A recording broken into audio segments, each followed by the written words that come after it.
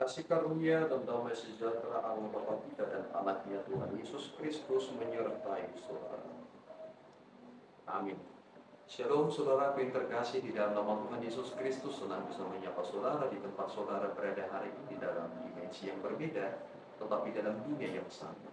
Sebagai insan yang diciptakan untuk Tuhan, sebelum melakukan rangkaian aktivitas kita pada hari ini, marilah kita mengawalinya dengan mendengarkan firman.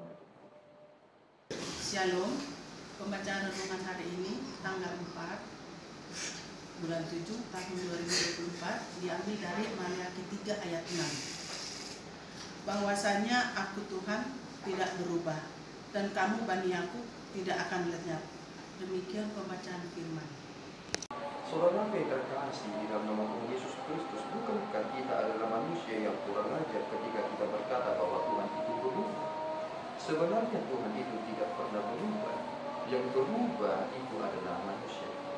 Ketika Allah memberikan human being kehendak bebas kepada kita, sebenarnya dalam artian kehendak bebas itu, Tuhan menginginkan bahwa kita akan memiliki cinta sejati.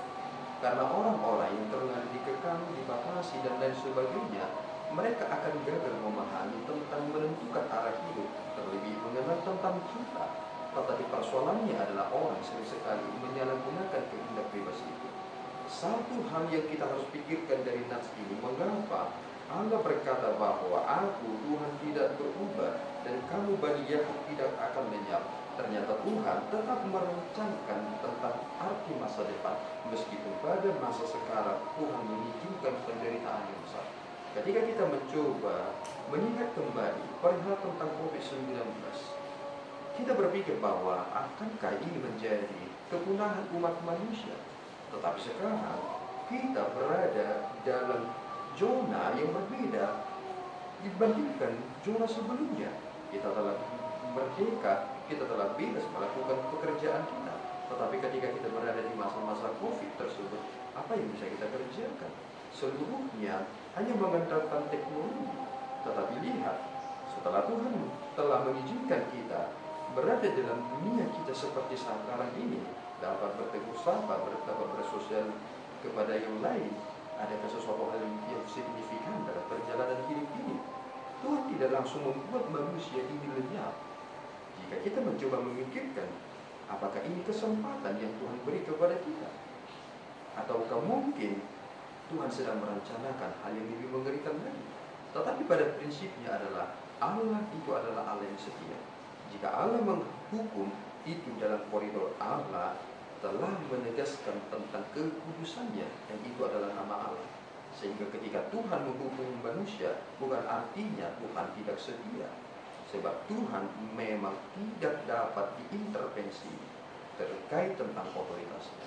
Jika kita memperhatikan ayat 6 hingga ayat yang ke-12, kemudian Tuhan berkata kepada Maliaki supaya mereka benar-benar menyerahkan tanggung jawab mereka perihal tentang persepuluhan.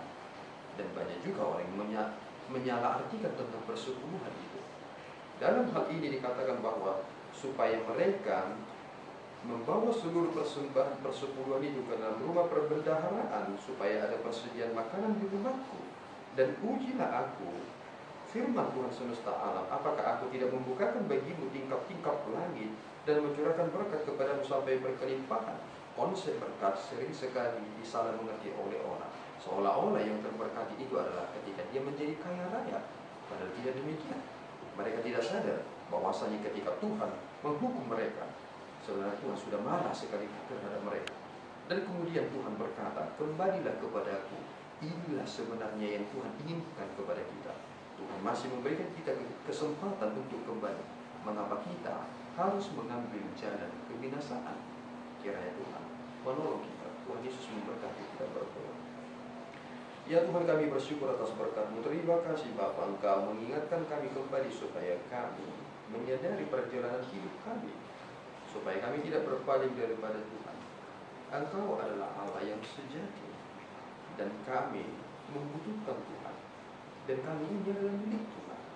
Biarlah kami Tuhan menyenangkan hati-Mu semata, sehingga kami tidak mencoba untuk melawan otoritas Tuhan.